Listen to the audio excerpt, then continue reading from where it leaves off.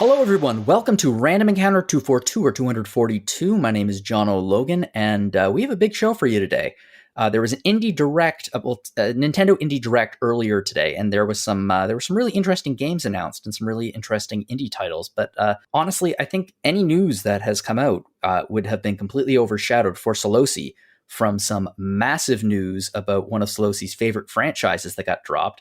Monster Hunter Rise Sunbreak info dropped yesterday. Sollosi, how excited are you to get some sweet nuggets of Monster Hunter news? I could not tell you a single iota about the trailer today, but the Monster Hunter trailer yesterday, I went over that thing like it was the Zapruder film. So, yeah, I'm very excited for Rise Sunbreak, my most anticipated game of 2022. But yeah, I'm probably the only Monster Hunter correspondent on this podcast right now, I think. What was in the? Yeah, I've never actually bought it. I don't own any Monster Hunter games. That's fair. There are so many of them. It's hard to know where to start. But Sunbreak is the giant expansion to Rise, which was 2021's big Monster Hunter game for the Switch and PC.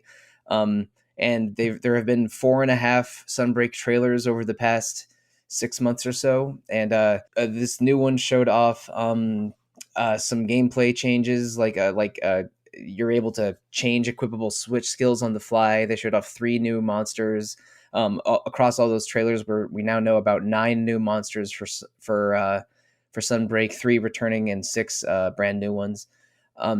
So I'm just excited to get in there when the time comes. We don't need to get into hyper specifics, but the 2 returning monsters that they've announced, one yesterday and one in March, were Astalos, a big thunder wyvern from the 3DS games, and Seregios, a big golden blade wyvern from the 3DS games. So yeah, big exciting expansion for fans of the 3DS Monster Hunter games, of which there are I think 6. There's the Monster Hunter really went crazy on 3DS. Yeah, I'm really glad that you got some interesting big news from your franchise obsession of choice, because my franchise obsession of choice announcement was slightly less than thrilling. Actually, you were the one who broke this news to me because you were excited about it too, which was Yakuza. Oh, yeah. Yakuza was going to have a big announcement. They were going to have a big thing, and the announcement was fashion, ladies and gentlemen. Yes, fashion. Have you ever wanted to wear a jacket with a dragon on it? Oh, then this is the Yakuza news for you. I really thought they were going to show us a trailer of something new, because they were billing it as an event with music and news and interviews with the RGG Studio team lead. But it ended up being like some acknowledging questions. Yes, we're working on multiple things, and here is a Yakuza fashion line with shirts and a jacket. I was disappointed. I was hoping for more cologne. You know, those enamel pins do look kind of all right. See, that's the thing. I wasn't asking for news. I don't feel like a spoiled brat who's like, you didn't give me news. Wah. Because it's like they keep doing this. They keep announcing like big Yakuza announcements. And we're like, yeah, give us some Yakuza news. And they're like, here's a jacket. I was a little asking for news. Maybe that makes me a brat, but we have, we were just, we had a great time in 2020 with Like a Dragon, and then a great time in 2021 with Lost Judgment. And it's been radio silence since then. So I don't know. Maybe I'm just one of Pavlov's dogs salivating here at the sound of them ringing a bell, but I would like for them to pour the food for the dog. Yeah, that's the thing. They're just, cripes. I forgot to introduce everyone because we were getting into this. Hey, Sollosi. Hey, Zach. How is everyone doing? I am great. Zach Wilkerson. Yes. Well, that was Sollosi's obsession and my obsession. Zach, do you have any news that has you particularly jazzed right now? I don't have any obsessions. I'm lying. You have many obsessions. I have one in particular. And it is Final Fantasy XIV, which I'm very sad to say that Caitlin hasn't talked about yet. But yeah, patch 6.1 just dropped pretty recently, and I have been into that. Into that? How? Like? So, it's hard. I understand Zach's consternation here, because so like 6.0 ended the biggest 8-year saga in Final Fantasy history. Yeah. So 6.1 kicking off something new is a mind boggle to many, many people. And I wouldn't know where to begin talking about it either, man. And Sollosi has a point. I mean, like 6.0 brings to a head and to an end. A lot of stories that have been running through since really 1.0, even though I didn't start until 5.2. But I have been into it in the 2.5 years since. It's tricky. It's like how do you follow up Avengers Endgame? You know, everything, this has been the culmination of everything. Yeah. And then all of a sudden you're like, okay, we need to introduce new things now. How's that going to work? Yeah. And 6.1 actually goes harder than I thought it would. Because at the end of 6.0, like things are at an end, and without spoiling very much, your group sort of decides to go their separate ways for now. Like the people who were still alive from 6.0, which I won't say who was who. And I sort of expected 6.1 to be a side quest almost. Like it was going to be like this is just like a fun little adventure. And at the beginning, it sort of seems like it's going to be that. And then immediately it goes like incredibly hard into something that they've set up. And one of the things that's really interesting in 6.0 is one of the characters talks about this idea that like there are all these things you haven't seen in the world that you exist in. And I'm like, as I was watching it in 6.0, I was like, oh, I understand what you're saying. You're right. We haven't seen those things. And then they go into those things. One of those things, really interestingly, in 6.1 from a story perspective, in a way that I wasn't expecting. But, you know, outside of the things that I would spoil, and I don't want to spoil anything, because even talking about the story is a spoiler. Like they introduce, and at every 0.1, 0.3, and 0.5 patch, they introduce a new alliance raid. And anyone who's even paid vague attention to this knows that. And the alliance raids are basically like the 24-man raids. Like you have like 3 8-man groups that engage in fighting like basically 4 bosses and then maybe some trash in between. The biggest thing that you see in Final Fantasy 14, and they're about what's called the 12 in Final Fantasy 14. And the 12, I didn't think you would mention it. yeah, I mean, like they say it straight up in like all the trailers and everything else. And you obviously knew as well. And the alliance raids in 6.0, and the thing of the 6.1, I think it's interesting is like the alliance raids in Shadowbringers and Stormblood have both been based on other game franchises. And the thing that I like about what they're doing in Endwalker is that it's like building the lore of the world that we exist in. And it's about the 12. And basically the idea is like, I won't say much else, but you're interacting with the 12 in some way. Yeah, the 12 gods and goddesses that shape the world that were introduced in FF14 1.0 in 2010. Yeah. When I saw a boss list for the new Alliance raid, it's like, oh, that's the goddess that I've been worshiping since 2016, technically. Yeah, same here. So, yeah. It's cool. Are both the Zama bros? Okay. We are, yeah. I'm a Makote as well. Don't worry. I'm a cat boy through and through. As am I. I'm a seeker of the sun.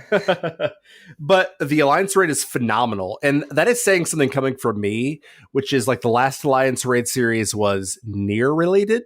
And the one before that was Tactics. And it is better than either of them. In terms of the story it's setting up, but especially the fights, they're fantastic. And the fact that the story goes as hard as it does and as interestingly as it does is phenomenal. The new extreme bosses are fun. I'm having a good time with it. So in other words, it's a worthy update. Yeah, I mean, it shows us that, because like I know a lot of people are probably worried, like, oh, you have this phenomenal story and it's just going to be over. I'm like, hey, look, you know, Yoshi P is setting this up, right? Like he has it all in place.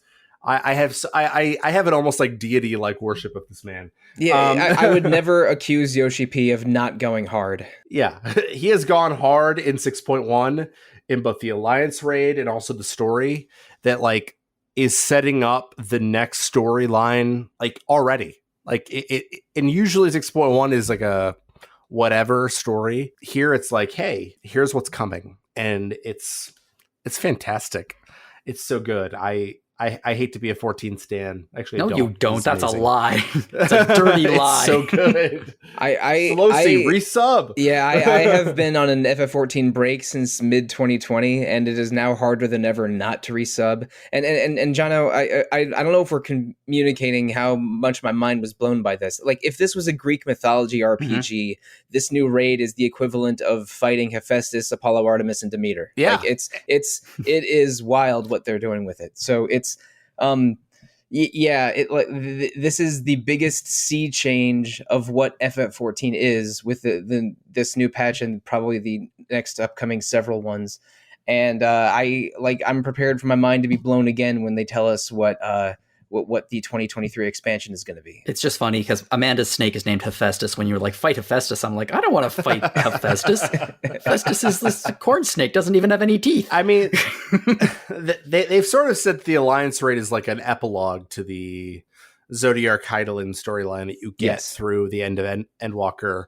And the thing that's interesting about the 12 is like, there's still, even after 6.1, there are all these mysteries surrounding them. Like, there's no mythology about them going back before Heidelin. And to say anything else would be spoilery to another person on this podcast, so I will say nothing else. But the world building in Final Fantasy XIV is so fantastic. It's like I'm reading like a Brandon Sanderson fantasy novel. The way that they pull so many threads together in ways that are surprising, and I should have never been surprised, is just fantastic. And they've done so many things to improve jobs. World of Warcraft should be shivering because 14 is amazing. I think it is. Yeah, I think they're the Shivering Isles right now.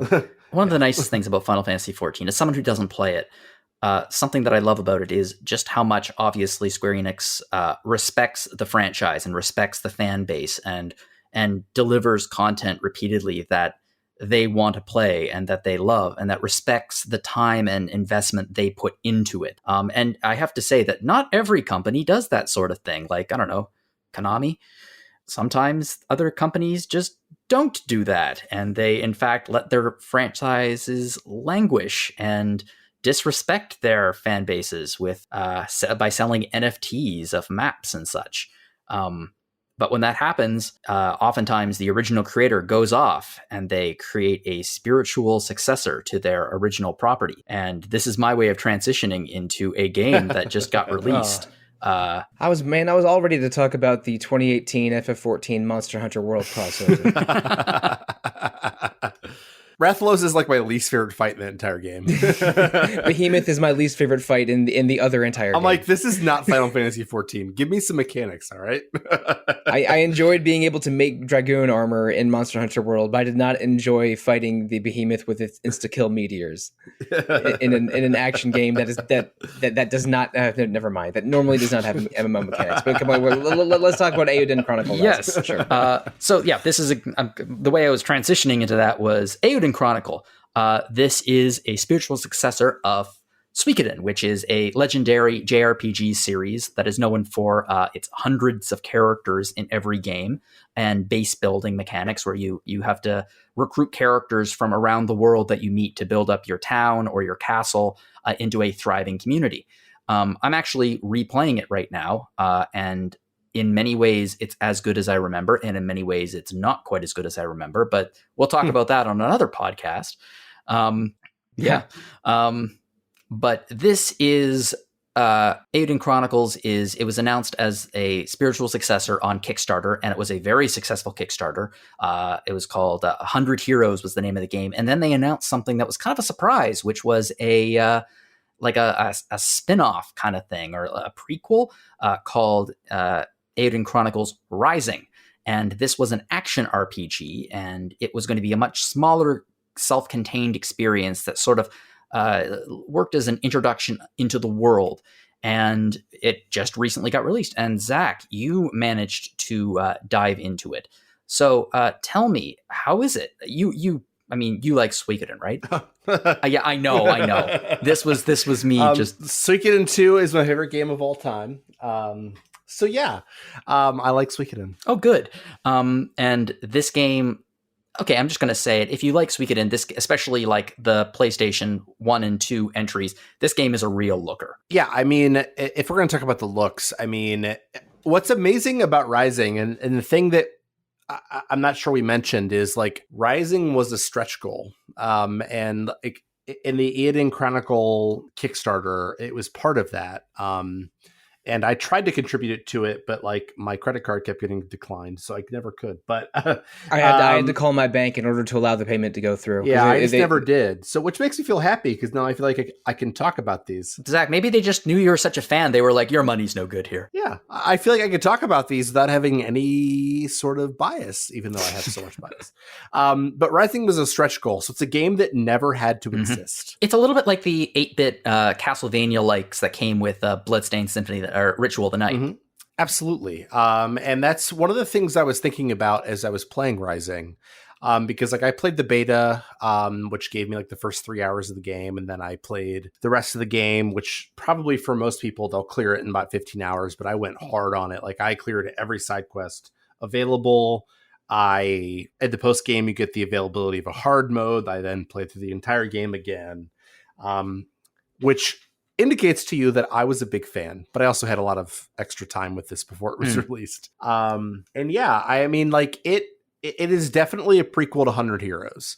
From a story perspective, you are placed in an area called New Nevea, which is like this area that has been like destroyed at some point by like an earthquake or some other catastrophe. A cataclysm of some sort. Indeed. And even telling you more about that is a semi-spoiler. And so you show up as like an adventurer who's like this part of this family who tells you like, hey, you have to go gather some amazing artifact. And underneath New Nevea, there is this area called the Rune Barrows that has like these giant, like, they're called rune lenses, but, and if you know what runes are in Suikoden, you know what that means, right? Like it's like these magic lenses, and you have to go gather the largest one you can. But you can't do it because New Nevea like needs to be rebuilt, and you have to like help New Nevea be rebuilt at the same time as you have to go try to explore the Rune Barrows. Oh, that's a clever way of working in the town building mechanics. And the town building mechanics are probably more a part of the main game than they are the actual story, which I'll talk about more in a second here. But like at the beginning, you get like this what's called a stamp card, and basically the idea is like you get a stamp every time you do something nice for someone in the town, and to get to explore the Rune Barrows, you have to get more stamps. And as the character CJ, who is the person who you're controlling, they just basically decide they're going to help people around the town, and that becomes sort of the crux of the game. Is like helping people around the town, and then like exploring a little further into the Rune Barrows, and then helping people around the town and exploring a little further into the Rune Barrows. And it's not until the end that you really start getting a feel for how this is going to live within the 100 Heroes universe. But it's not surprising. I mean, like, I don't know. We might know some countries that are interested in countries that have resources that people might want. And that is very Suikoden. Yes. I am shocked that the Suikoden creators are making a game with political intrigue in multiple nations. Just shocked. I know, right? I can't believe what I'm hearing. But it doesn't happen until the end. Before that, it's all about like, let's build this community back up, which is always the thing you do in Suikoden, but it's more a thing in Rising than ever before. If you do love the base building mechanics in Suikoden, then that bodes well for the future. It sure does. Let me ask you, as the game is action, it's an action RPG with a few Metroidvania elements, I believe, rather than a classic JRPG turn-based experience.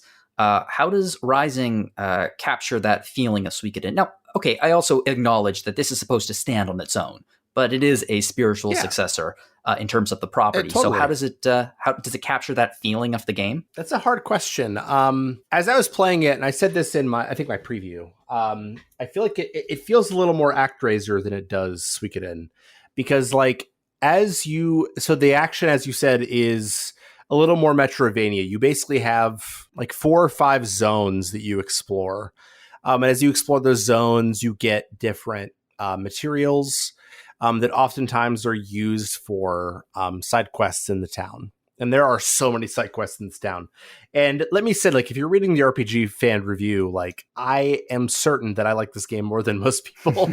I went to Metacritic. I'm like, you all thought the side quests were repetitive. I didn't. And I understand where they're coming from, because so much of this game is about sort of repetitive side questing and the way that, like, it's like, go gather these materials, come back to me, I'll give you the reward. It takes resources to build a town. Yeah. And I feel like it's, I guess, semi-realistic in that sense, but also it doesn't feel like Suikoden in most ways, except for the fact that the characters that you meet, and like, you can tell who the stars in 100 Heroes are going to be because they get a portrait, have really interesting dialogue. They have really interesting reasons for being there. They have varied reasons for being there.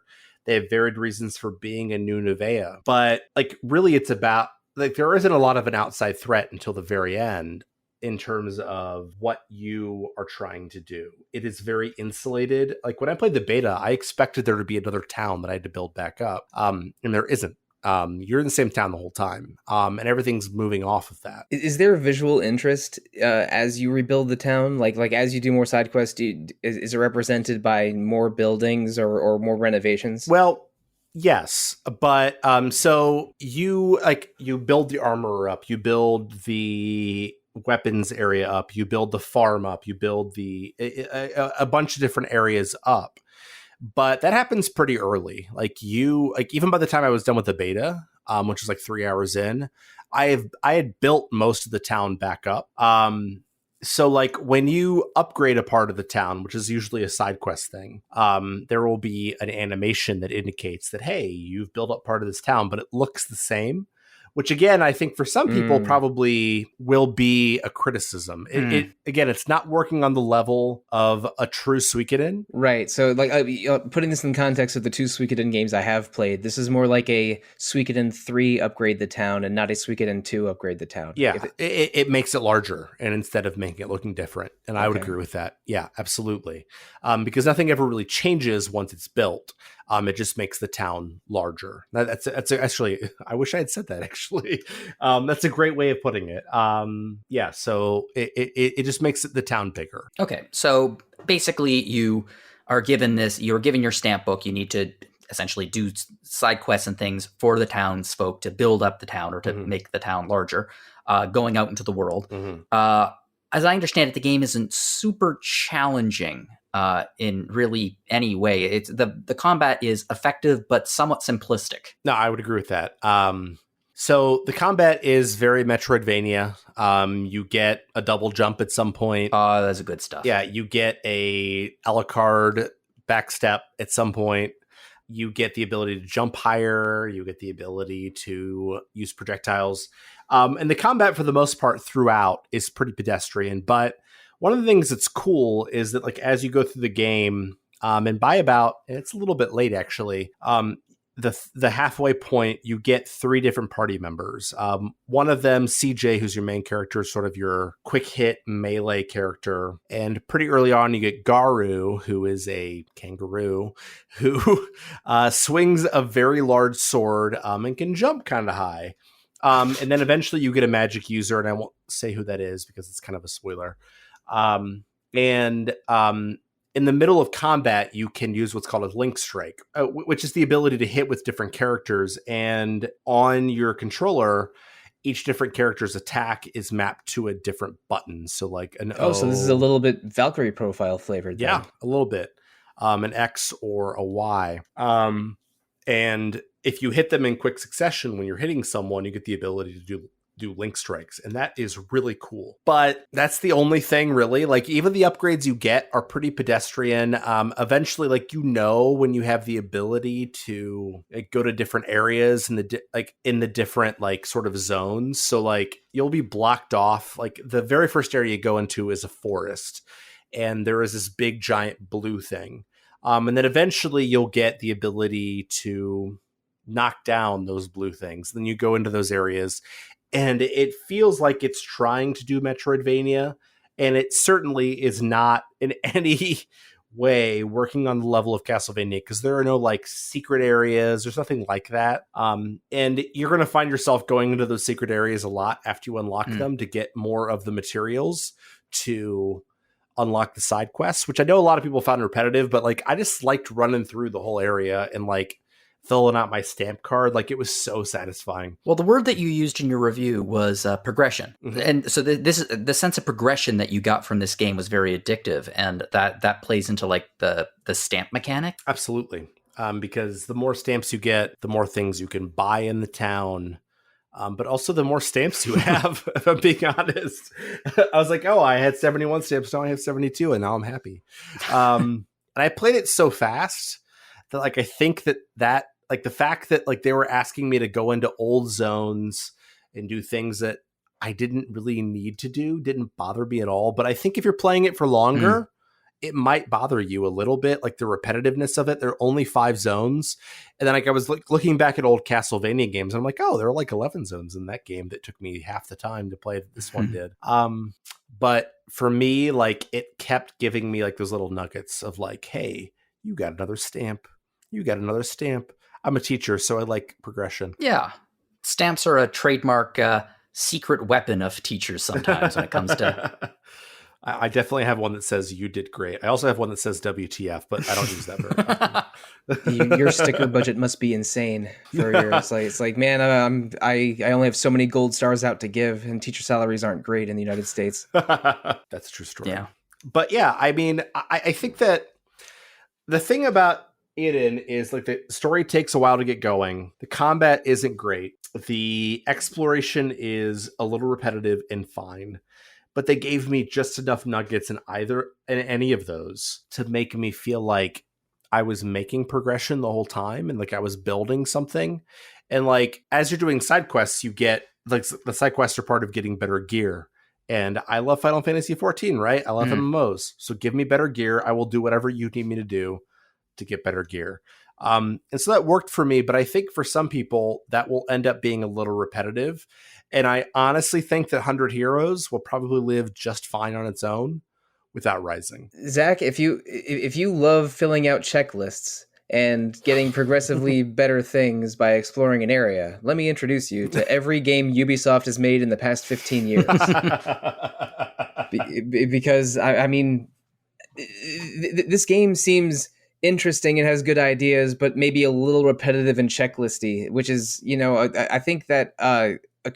a lot of people have as a criticism of certain kinds of RPGs and open world games, which is, I think if you go in with the right mindset, you will enjoy this game. But I'm wondering, like, if people that maybe aren't as excited for Eiyuden Chronicle as you are wouldn't have rated it quite as highly. And I think that's totally fair. I mean, I gave it an 85, and I think that that's a little on the high end of most reviews.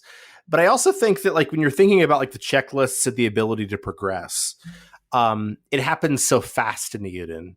Like I was able to get like another stamp like in a minute. You know what I mean? So like it was the fastness of my ability to progress that like made me so addicted to it. Yeah, if they make the gratification of those stamps and in-game rewards to them, that definitely enhances it. Yeah. And I would also argue that while your review was a little on the higher end, it was not like insane. It was not crazy. Like people do not dislike this game. It's getting it's not getting raves, but it's getting people who are they liked it. They had a good time with it while they played. And also it seems to be working very, very well as what I think its purpose was, which is almost a teaser for 100 Heroes. Yeah. By the time you get to the last 3 hours, it's very clear how New Nevea and like the world of Eiyuden Chronicle Rising works into 100 Hero. Like, cause like I won't say much more, but like it won't surprise you that someone wants all these rune lenses. Oh yeah, right? totally. And it might be an empire. Maybe. Could be. And so like, you can see how it's going to work into that. And I'm like, oh, I can see how this would totally be a town in Suikoden.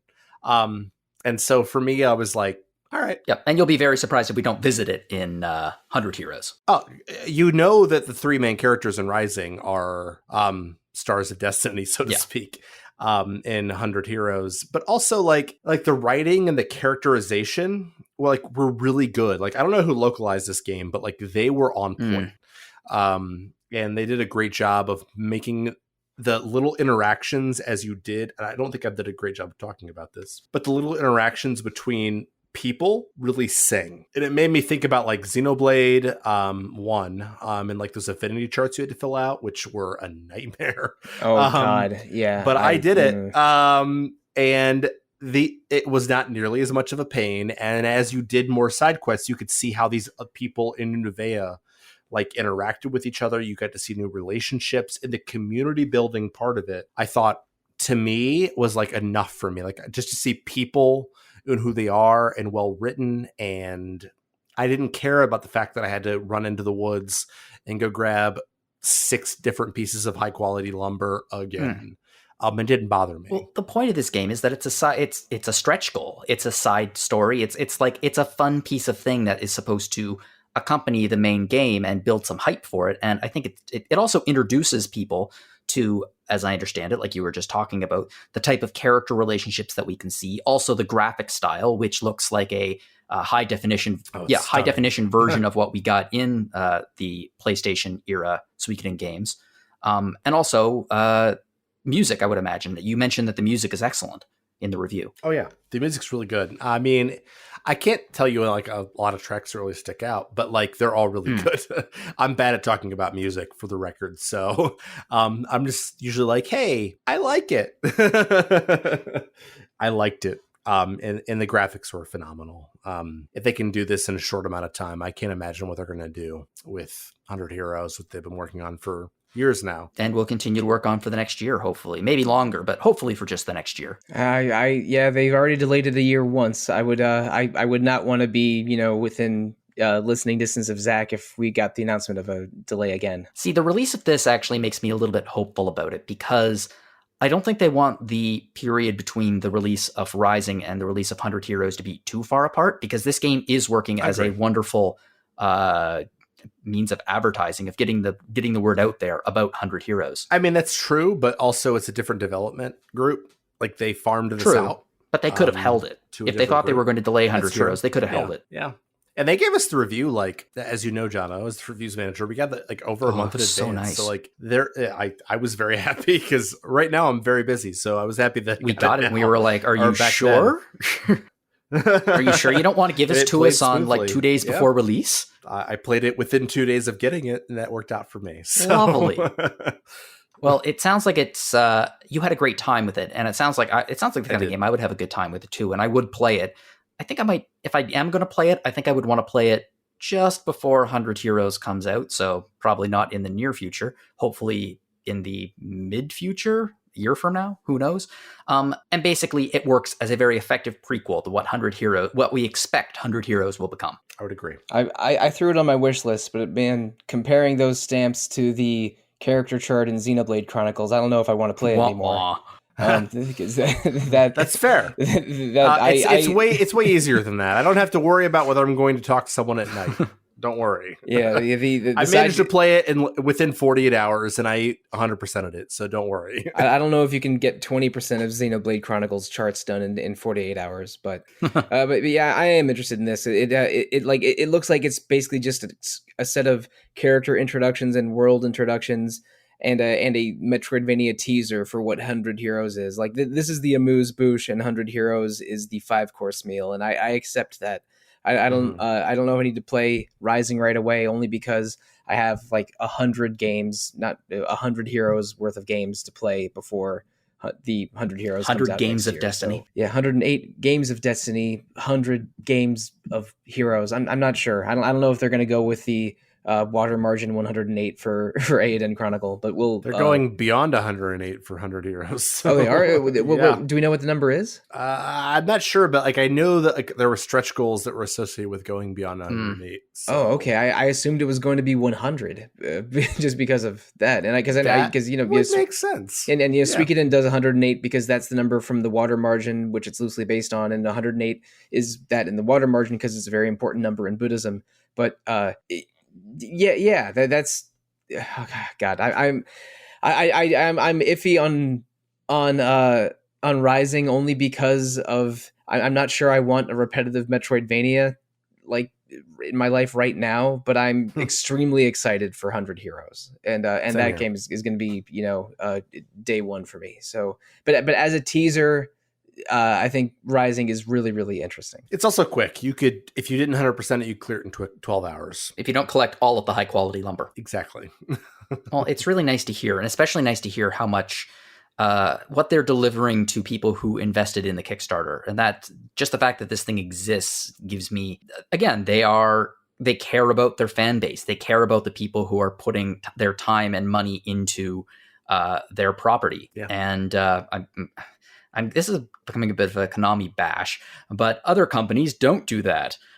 Sometimes they don't respect, and they don't respect their history. They don't look back in time at the history of their titles.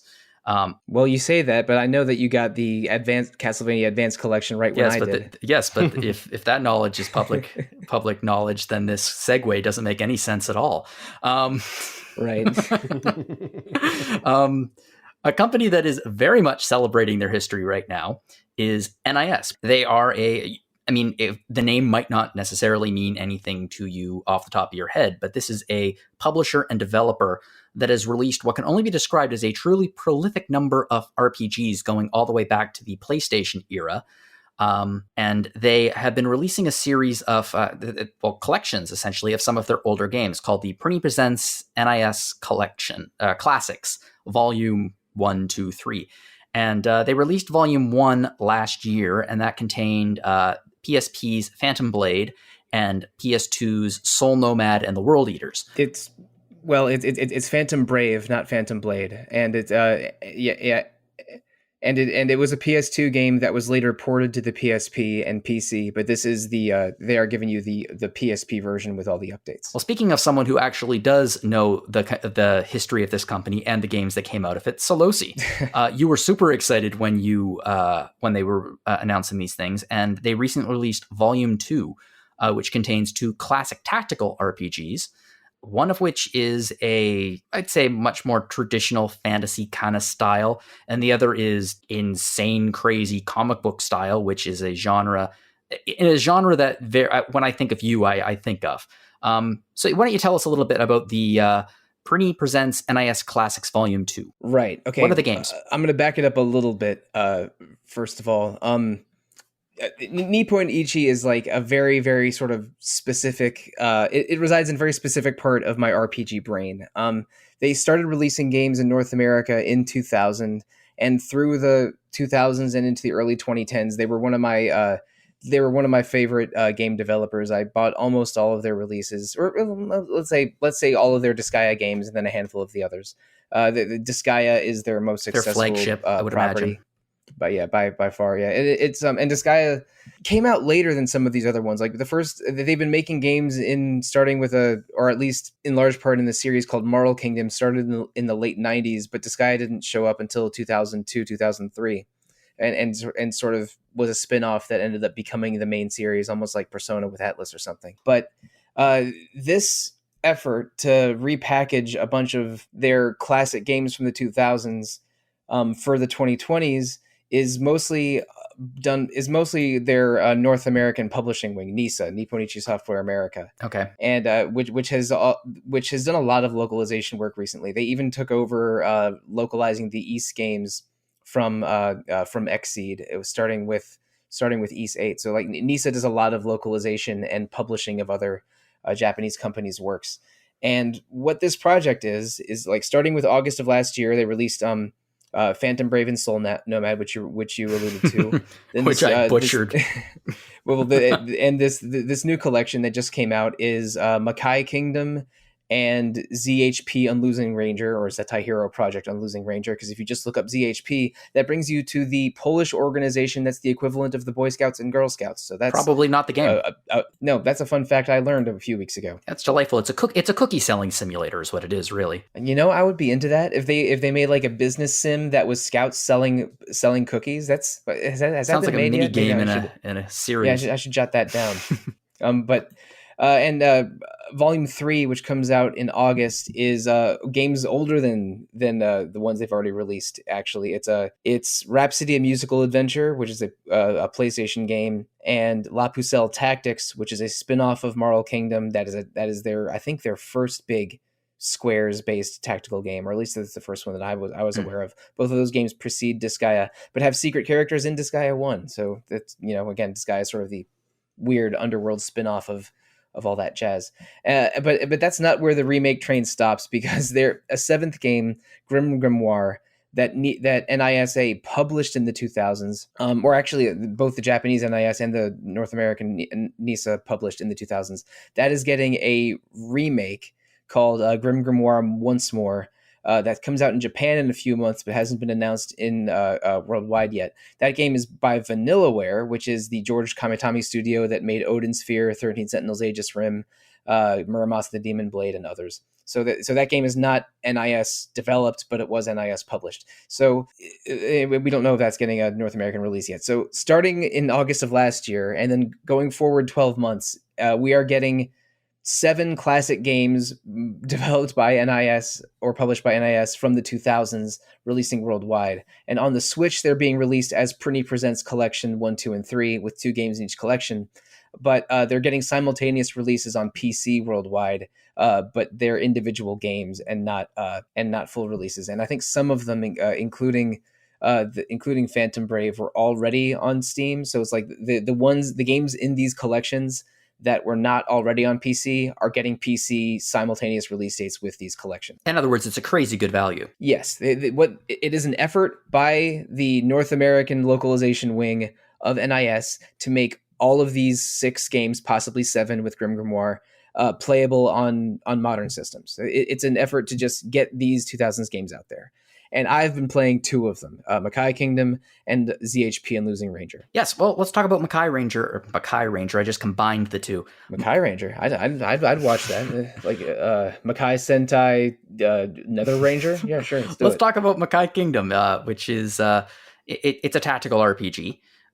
We actually reviewed this game way back in the day. There were 2 reviews, actually. One was a 77, one was an 85. Where would you sit around there? What would you give this? At the risk of sounding wishy-washy, which I often do on podcasts, probably in between there. I think that this game, it scratches the itch that I want scratched from those 2000s Nippon Ichi games, but it is a little grindy and doesn't have as many story hooks as I think a lot of players would prefer.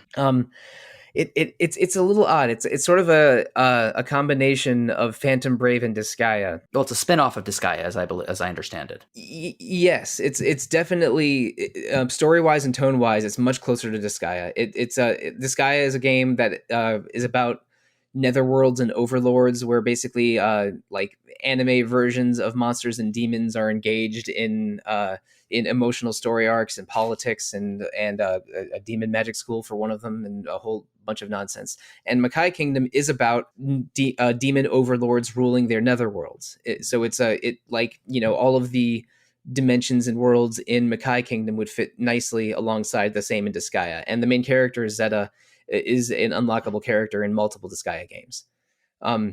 But the story gist of this one is that Zeta is the most powerful overlord in the known universe. He is very aware of that and refers to himself in the third person as a badass overlord. But he's tricked into destroying a book that I think what happens is someone tells him that the book is more powerful than he is, and he will not let that slide. So he decides to destroy the book.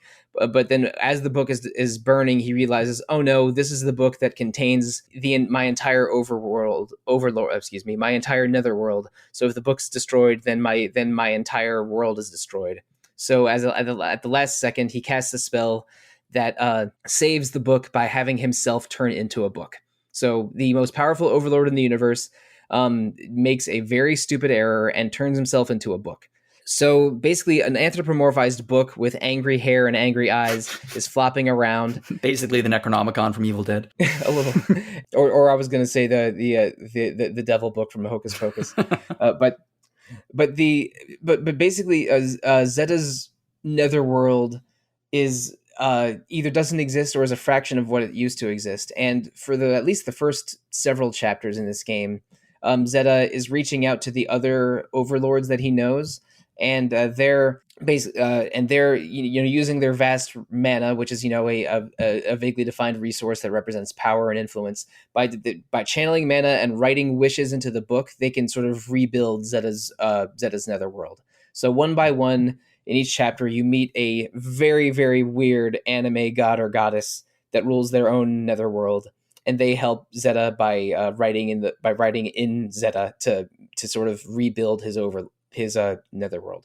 I'm confusing overlord and netherworld so many times because they only use those words like 100 times a cutscene in this game. But in general, every time you meet a new overlord, they unlock a new chapter. There's say 6 to 10 maps, and you got to complete these maps in a traditional Japanese strategy RPG format, but there's no squares. It's like Phantom Brave, where instead of having a grid of squares, it's just there are movement ranges and spell ranges that are represented by circles or cones that allow you to just move around semi-freely. So it feels more free-form than a rigid hex-based or square-based tactical game. But other than that, it is a lot like Disgaea. You recruit demon units that level up in the same way and can reincarnate into different classes in a similar way, a slightly more confusing way in Makai Kingdom, personally, I feel. But and there's a lot of sort of nuts and bolts to recruiting, summoning, reincarnating. You can summon buildings and vehicles, and units can stay or ride those, which is a feature that's not in Phantom Brave or Disgaea. The best boss strategy I've found is to summon a building like your doghouse or your hospital or your academy with about 5 units in it. Get a unit that has a large throw stat like a thief, have them throw the building across the map, and then have your 5 or 6 units in there bum rush the boss in a chain combat. Which is, if that sounds ridiculous, then that is only about 5% as ridiculous as this game can get, because the tone is very silly. The bosses are complete wackadoodles. One of them is a samurai that was so strong after he died that he ended up taking over the hell. One of them is a dragon that was the most powerful overlord in the universe millennia ago, but now he's senile and just is sort of a friendly grandpa. One of them is 3 demons fused together that are quote unquote often the final boss in a lot of other worlds, because they're making fun of like a Final Fantasy VI boss that's faces fused together. Faces fused together, lots of orbs going around it. Yes, exactly. So that's exactly what that character is like. So it's making fun of fantasy and video game tropes in the way that a lot of Nipponichi games do. But at least where I am, I'm in chapter, I believe there are 9 or 10 chapters, and I'm in chapter 7. A lot of it is just sort of introducing characters one by one, and Zeta slowly, now that Zeta's powerless, he isn't interacting with these people like he's the most powerful overlord in the universe anymore and can instantly incinerate anything in his way. Now he has to confront them from a position of more understanding and sort of reevaluate his relationships with these people. Like he has a bad relationship with his former student who where their relationship might have been romantic and then abandoned. It's hard for me to tell right now. And there's one overlord that is desperate to defeat Zeta, so that's a whole new bag of tricks. But for the most part, the story is just cutscenes with these overlords bickering with each other, and the story doesn't have a lot of stakes or direction other than Zeta trying to rebuild his netherworld. So it's fun when you get these rewards, but also it's a bit of a grind. So much of what I'm doing in this game is unlocking more stages. When a stage is too hard, I grind a little bit because there are difficulty spikes here and there, but also certain maps where grinding is very easy and you can get several levels in one go. So it's a bit of a like grind level, read a cutscene. Oh, that joke was funny. More grinding. It is like Disgaea games get accused of being grindy, and I think that Makai Kingdom is grindier than most Disgaea games. A lot of spin-offs kind of go that direction sometimes. They go a little bit more hardcore into the grind, but in this particular case, it sounds like it's captured that slightly absurd tone to it too. Yes, it captures the absurdity and the anarchic spirit of Disgaea that I love, that made me fall in love with that series almost 20 years ago. Yeah. Geez. And kind of makes fun of like a lot of like you said, a lot of the traditional tropes and things of RPGs, both T and J. Yes, it does that, and it also lets you level up into the thousands and deal damage into the millions, like Disgaea games do. No 9999 level cap there, or damage cap there. Yeah, no, that's definitely true of all these Nipponichi games, and Disgaea 6 even takes the numbers into a whole new stratosphere of silliness. But this one, like, it gets very technical if you try to level up characters sort of beyond what you need to for the base game. I think just doing a little bit of side research, like trying to level up a character ideally means leveling up to them either 90 or 100 and then reincarnating them as a building and then destroying the building and having them, and then finding an item with at least 1 star in it and having them possess the item so that they can build a bankroll of stars that improves their reincarnation stats. Like it gets very technical when you try to go into when you try to optimize in this game a little bit. But to beat the game, you do not need to do that. I think the final boss is under level 100. I don't know what it is, of course, because I haven't gotten there yet.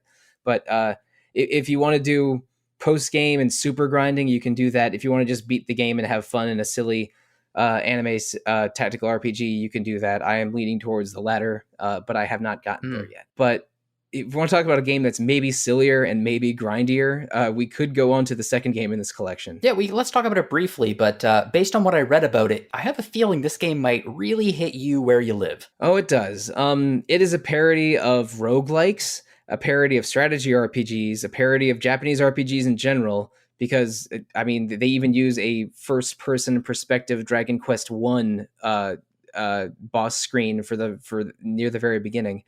And it's a parody of tokusatsu, which is a genre of Japanese film and television. That tokusatsu means special effects. It refers to any special effects heavy show or movie. Godzilla is tokusatsu. Power Rangers and Super Sentai are tokusatsu. I was about to say Unlosing Ranger versus Dark Death Evil Man. It's right there in the title. Correct. And the tone of this story is so ridiculous. Unlosing Ranger is the strongest hero on Earth. He's on his way to fight Dark Death Evil Man to defend the Earth, but he accidentally gets hit by a car crossing the street and dies in the first cutscene of the game.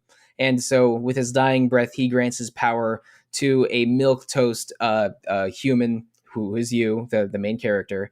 And so you, with the powers of the Unlosing Ranger, challenge Dark Death Evil Man. This is the first 10 minutes of the game. I'm not spoiling anything. And get your ass kicked. So Dark Death Evil Man, so incredibly disappointed that the Unlosing Ranger is so weak, kicks you so hard, you're flung across the universe into a parallel Earth. And from this parallel Earth, your goal from this a space station or secret hideout or something that really represents a Shocker hideout from Kamen Rider, like a lot, especially with how the enemies look. The new thrust of the story is to challenge Dark Death Evil Man's lair and get stronger and stronger. So, and this is where the roguelike elements of this game come in. Like every stage, or every run, I should say, you start at level 1, you're navigating what looks like a square-based tactical grid. You're just walking around it like you're playing a strategy RPG with only one character in your party. And you go around defeating enemies to find the next staircase to the next level. And every time you do a run, you start at level 1 with no items, and you have to use items as you go, defeat enemies as you go. You're limited by an energy meter, which basically, as your energy meter goes down, you have some self-healing. But once you run out of energy, your health starts depleting with every step instead of healing with every step, and the game suddenly turns into Gauntlet Legends for the N64. Basically, like, you're challenging this dungeon over and over. Every 5 levels, I think, you challenge a new version of Dark Death Evil Man. And the Dark Death Evil Man battles go from being, again, Dragon Quest first-person perspective to like a Final Fantasy IV side perspective to and they parody different types of RPGs with every new Dark Death Evil Man battle. I've only seen the first one where I am in the game, but it's like if a roguelike felt like playing a strategy RPG. But you lose all your items and levels every run, but your total levels that you've accumulated through the runs increase your starting stats, and because you're starting, you level up proportional to your starting stats every time you go. Like consecutive runs will make you much stronger, and you don't really retain items between runs, but you do retain some currency. So you can buy a bunch of healing items before you start a new run, and you can modify your body with chips to give you certain parameters when you start a new run. But the meat and potatoes of your levels and items reset with every run. See, that's fascinating. So it's a really interesting mix of tactical RPG with turn-based RPG and just parroting everything under the sun in terms of what Sollosi loves. Yes, JRPGs, tokusatsu, and those are two of my favorite things, which is be a very different version of the song from The Sound of Music. I love the humor and tone and ideas of this game, but the actual grind of it is pretty frustrating. Like preserving your energy and dying all the time happens a lot. It's the very first run to get to the first Dark Death Evil Man boss fight wasn't bad, but there's a serious difficulty spike after that. I am building my secret base a little bit, but I'm not. But there's so much stuff to do. I'm not exactly sure if I'm doing it well or not. Both ZHP and Makai Kingdom are grind heavy, and I like most of the grind, and I like a lot of the humor and like visual ideas here. But I have to sort of just plug in my Switch, lower my head, and start grinding if I want to get to the ends of these games, and I will. But players of these need to be aware of the grind in store. True, and it does sound like I might be wrong about this, but there are not a ton of quality of life updates with these re-releases either. So when you're playing them, you're pretty much going to be playing maybe slightly updated versions of the original titles, but you're not going to be playing I don't think there's any auto saving or anything like that, right? No, it's extremely low frills. I think the only change they might have made is the "which game are you playing" button at the very opening menu. The load times feel like the PSP when I tried to play ZHP on my Vita 7 years ago or however long that was. And I know we were clowning on Konami earlier, but the Konami Castlevania Advance Collection has more quality of life changes than these games do. Well, these games are, as you have said, and you're enjoying them, they're well worth playing, and I'm really glad they're getting released and are getting this additional exposure to a modern audience on the Switch and PC. Yes, only some of these games were available on modern consoles or PC at the time of them starting to release these, but now it's a concerted effort to put all 6 of them on the Switch and make all of them that weren't already available on PC available on PC. And that 7th game, Grim Grimoire, is getting a more comprehensive remake soon. But those 7 games sort of represent a period of 2000 to 2010 of a developer and publisher that I really loved, and I am feeling so much weird college dorm room nostalgia playing Disgaea 2 on my PSP kind of feelings when I'm playing Makai Kingdom on my Switch. I love that feeling when you're playing it and you're sent back to another time in another place. That's a good feeling. These games sound very interesting and great, and I really like how the roguelike mechanics sound like it work in ZHP on Losing Ranger versus Dark Death Evil Man. Yes, because roguelikes and roguelites are some of my favorite genres, and I actually I played a game this week or last week that I absolutely adored, and that is one of the pioneers of roguelites, which is Rogue Legacy 2. So Rogue Legacy is a side-scrolling roguelite with Metroidvania elements that came out in 2013. And back then it was an indie darling, and for very, very good reason, because it took the roguelike genre. It made it much more accessible by introducing an interesting narrative-based progression system. So every time your hero died in the game, their descendant would take up the sword, which meant that whatever money that you had earned would be inherited, and then you can invest that money in better armor, skills, and abilities, which would then be passed on to your descendants. So every single time you die, the castle that you are going into would reset, completely randomized levels, and you'd have to go back into it again. And slowly, as generations pass, your bloodline gets stronger and stronger until finally you can start taking on bosses. Now, this was amazing at the time, but since then, countless roguelike games have come out. And the question was, when Rogue Legacy 2 was announced, the question was, what will it do differently?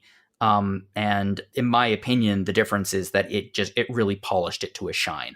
I reviewed it in early access. I gave it an 80 because at the time it felt very much exactly like Rogue Legacy 1, just with some better graphics. But it still felt very good. It was very enjoyable, but it felt very bare bones. There was only 2 areas that were really playable, and the balance was really off, but it was in early access. And they have done an incredible job refining the game throughout the early access process. Like sometimes early access, it comes out, and some games, they don't really do too much with it. They just kind of sit there, and it's a way to bring in money early on to help finance the rest of the game. But in this case, they were releasing updates regularly and just really, really paying attention to player feedback and refining the game and refining the game and refining it until finally they've ended up with something that I enjoyed as much as I enjoyed Rogue Legacy back in 2013.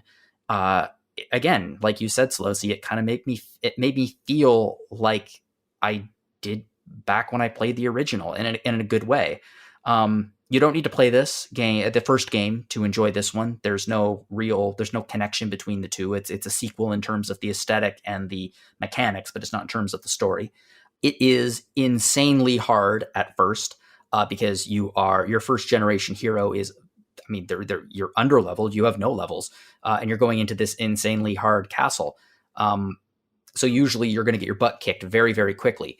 But dying's the point in this game. That's where the progression is. You go into the castle to earn as much money as possible by finding treasure and killing enemies, and then dying, and then going back out and upgrading and repeating. So the way the game works is once you die, you're given the choice. At the first, you're given the choice of 3 heirs. And each heir can be a different class and can have some different traits. And some of them are positive, some of them are negative, and some of them are just like there. Like, for example, you can have a hero who just farts every time that they jump. It's a silly kind of game, but it's a delight. You can have other, like, color blindness is a trait that you can have where everything is just in black and white. Vertigo was another trait. I think they removed it because people were getting motion sick, but like the entire game is upside down.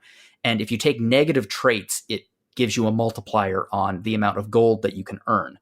And there are tons and tons of classes in this game. There's the knight, the usual, giant sword, mage, cast spells, ranger. And then it starts getting into Ronin, who has like super, super long reach. There's a cook, who you attack people with a frying pan. Shockingly, there are Ronin and Cook classes in Makai Kingdom. I just unlocked some of them. I like that. I'm glad that they're paying attention to the tropes of the. It does a very good job of playing with the tropes of fantasy genre. Now, see, here's the thing, Sollosi. We recently were on a podcast together where I hated a game more than I've ever hated a game for a long time. Yeah. Because I found it to be so incredibly hard. But Rogue Legacy 2, in many ways, in many places, is just as hard as Salt and Sanctuary. But I never found myself getting frustrated by it, and that was the difference. Maybe it has to do with the progression, or I don't know. But Rogue Legacy 2 does an incredible job of making, I guess, dying enjoyable and never frustrating. Like when you have a hero and you are absolutely rocking and you are kicking butt and you are getting through areas which, you've been struggling with before, and you're getting all of this money. When your hero dies, it's almost like a celebration. You're like, yeah, that's my guy. And, you have a portrait of them that's put up and you can remember them later. Bosses are incredibly tough in this game. They require multiple runs at them with multiple generations to learn their patterns. But if you find the right mix of class and traits, sometimes it can make them a little bit easier. The game is packed full of like blueprints for weapons. You can find runes to give you boosts to your stats. There are tons of forms of currency out there for various kinds of upgrades. And there is a Metroidvania-like progression with abilities. So like air dashes and things like that. A lot of these are things that have been added to the game since the early access. Like now there is there are levels. You gain experience as you go. You level up your heroes, becoming more powerful. There are all these new classes. Each one plays very, very differently. In the original game, it felt interconnected, but it just felt kind of like a classic Metroidvania style castle. But in this case, there are different styles of areas. Like, yeah, there's the Metroidvania style castle, but there are also some areas are vertical climbs, and others are very much expansive left to right linear paths. Oh, so it became Kid Icarus. A little bit, yeah, in one place. And for me, what the real secret of a great roguelike to me is, as we were talking about a few minutes ago, Zach, progression, a sense of progression, that you are moving forward, that you are moving forward with the game in some way, whether that be getting money or gaining skills or just getting better at it. And the way this game is structured, it really scratches that progression itch. And what's even better is, I guess, I didn't touch this because I was looking for that like tough as nails experience. But Rogue Legacy 2 has introduced a ton of accessibility options in house rules. And that specifically allows you to customize the difficulty level by altering, like, there's damage multipliers. You can take less damage, you can inflict more damage. And it provides a lot of different tools to tailor the game to your ability level, which I very much appreciate. And I think the thing that really gets me about it is the post game, because with a lot of games, you beat the final boss and that's it. With this, you can go back into the castle in a parallel universe where things are a little bit different, and you can fight different variations of the bosses, and you can add additional difficulty on top of it. So when the game is over, that's not the end. You are continuously challenged throughout it. So if doing a run is almost therapeutic to you, like it's very relaxing, this is the kind of game that you could really get into. It scratches the same itch that Splunky did for me, though it's a very different kind of rogue. Well, Splunky is a roguelike. This is a roguelite, but I just friggin' loved it. I just had such a great time with it. And I understand that I am on a podcast with two people who are not giant fans of the roguelike genre. If I finish ZHP soon, it will be the second roguelite that I have put a lot of time into. One more than I have done. Okay, well, we'll do a very quick discussion question because we're running a little short on time. But hey, guys, what's your favorite roguelite or roguelike? Hades. Also Hades. Which is the one I haven't played.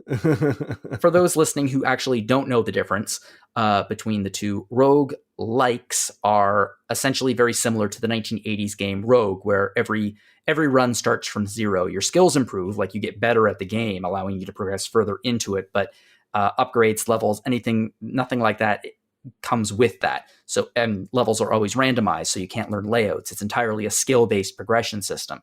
Roguelites have permadeath and randomized layouts, but there is usually a progression system attached to them where you can carry money or skills forward through each new run, giving you a sense of measurable progression in terms of the game.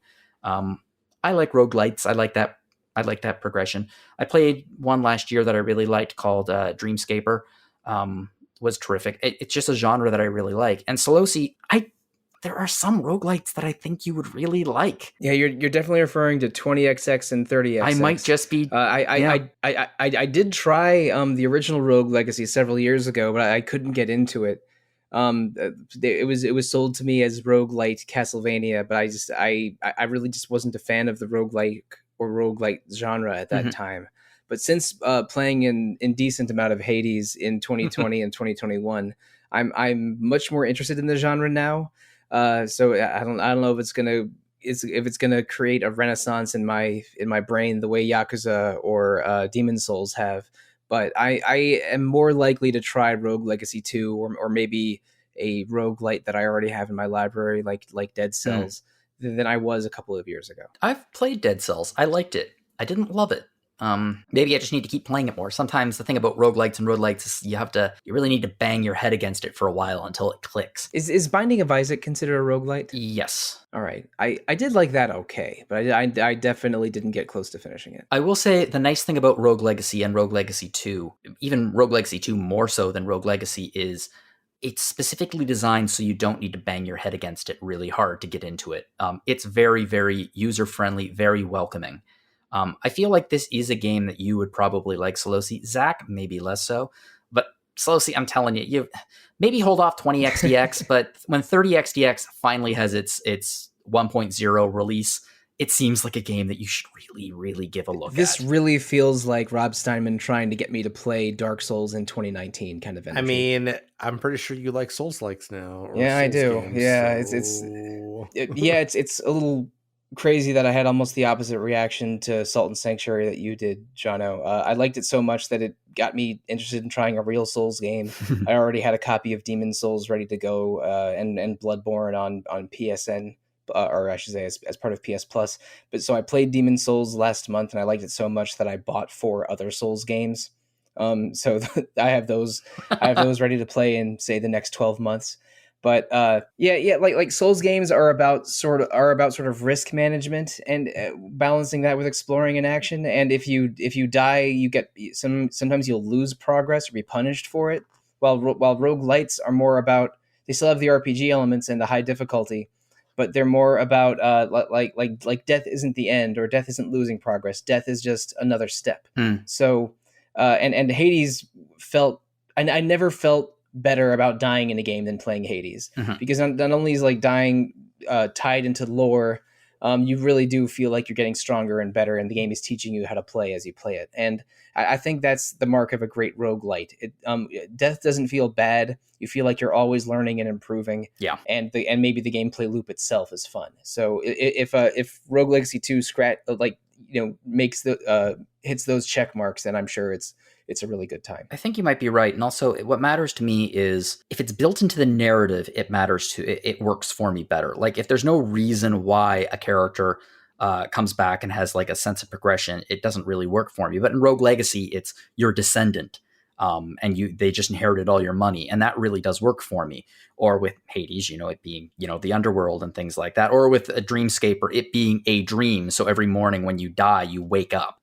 And that sort of progression really works for me as long as it's built into the narrative. I mean, Sollosi, if there's a lot of things I know about you, but one is you really love Mega Man. I know I'm pushing 30XDX a lot, but really, it's friggin' it's a roguelike Mega Man. Yeah, I have done the research a little bit when you told me about it, and 30XX is not in 1.0 yet. No, wait, don't do it until it's out. I'm not sure I want to invest in a what's the word I'm looking for? Not pre-release. Early access. Early access. That's right. I don't want to get too deep into something in early access, just because I'm an old man and don't always trust early access. Nope. I didn't even do that for Hades, which I of course ended up adoring. But that game is on my radar, and I will keep looking at it. Yep. And much like Rogue Legacy 2, I regularly see updates from 30XDX continuously, like them adding more and more stuff into the game. And I played it through early access, and the very first version that they released, and I beat it, and I'm waiting until it's feature complete, and then I'm going to dive into it. And Zach, you are probably not going to do any of that. That is correct. That sounds like a lot of work. Yeah, they are a lot of work. Hey, but you know what's not a lot of work? Listening to past episodes of Random Encounter. It's not work, it just takes a lot of time. So yeah, thank you both for being here today. I really appreciate talking about these games, sharing your thoughts on these games with me. Hopefully there's going to be some news in the future about 100 Heroes release, and I know that's news that all 3 of us will welcome. Every time they do a Kickstarter update with a new character in it, I get so excited because the character designs in this thing are so wild. I don't know which is my favorite between the Hot Springs capybara or the beautiful elf lady, but Zach was talking about a kangaroo with a giant sword. That's just the very surface of the character designs that this thing is bringing to the table. I'm so excited. And I feel like levels of excitement and hype are not going to drop anytime soon, because we are going to be playing something for Retro Encounter. Retro is coming back. Isn't that right, Sollosi? That's right. I have been on a podcast break for a few months now.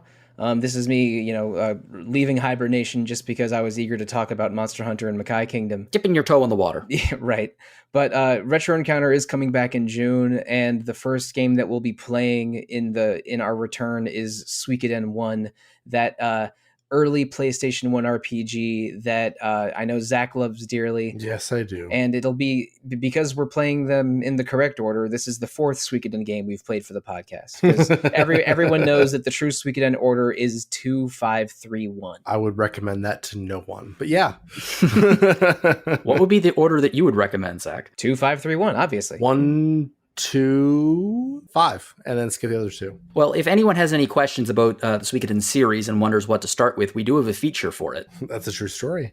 Wes wrote an amazing feature about which one to start with, and I don't even agree with it, but it's still really well written. He almost got fired over it. You were It's furious when you saw the first draft. it's well written and informative, but it's the conclusion that Zach has an issue with. Yeah, I mean, Wes actually, I think recommends that you start with 5, which is totally fine. I mean, the truth is that you can start anywhere in Suikoden, and the world's going to build out from there, and it's worth it regardless. Mm-hmm.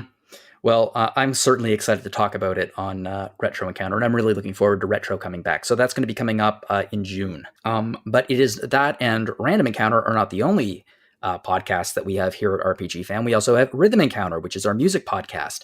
And we've been doing some interesting episodes on Rhythm lately. Last week was a bit of an experiment for the show. I think it was a successful one. It was video game music for life events, weddings. And Hillary interviewed Dr. Justin Lin. So this was all about using video game music throughout his wedding. And all of that music was included in the episode. And then coming up, we have another special episode, this time featuring the creator of the 8-Bit Music Theory YouTube channel. And I am a massive fan of his channel. I've been subscribed to it for years now. His videos on Hollow Knight especially are really cool because, I mean, I love the music of Hollow Knight. So I highly recommend you check out that episode coming out next week. And I highly recommend you check out his YouTube channel. If you would like to get in contact with us here at Random Encounter, you can fire us off a message at podcast@rpgfan.com. We'd love to hear from you. If you have any feedback about the show, if you have any ideas for discussion questions or anything like that, just fire me off a message. I'd love to hear from you. If you'd like to send me a message specifically, you can do so at jlogan@rpgfan.com, or you can also find me on Twitter at Jono_Logan. But I'm not the only person on this podcast with an online presence. Zach, where can we find you online? I am not that person. You can email me at zachw@rpgfan.com, or you can find me on our Discord at zachw. Cool. And Sollosi, where can we find you? Oh, I haven't said this in a while. You can find me most easily on Twitter at The Real Monsoon most of the time, at Evoker for Dogs at other times, and on RPG Fans Discord, I am Monsoon Mike. Awesome. If you enjoyed this podcast, please share it with your friends. Help us get the word out there. You can rate us on iTunes and other podcast players of your choice. Again, thank you, Mike and Zach, for coming by and doing this. Mike, thanks for coming. Sollosi, thanks for coming and having this be your return to podcasting. I appreciate it. Right. I don't think I'm going to be doing any other podcasts in May, but please look forward to Retro Encounter returning in June. I very much am. We all are. And to you, the audience, thank you very much for joining us. And whatever you're playing, have fun.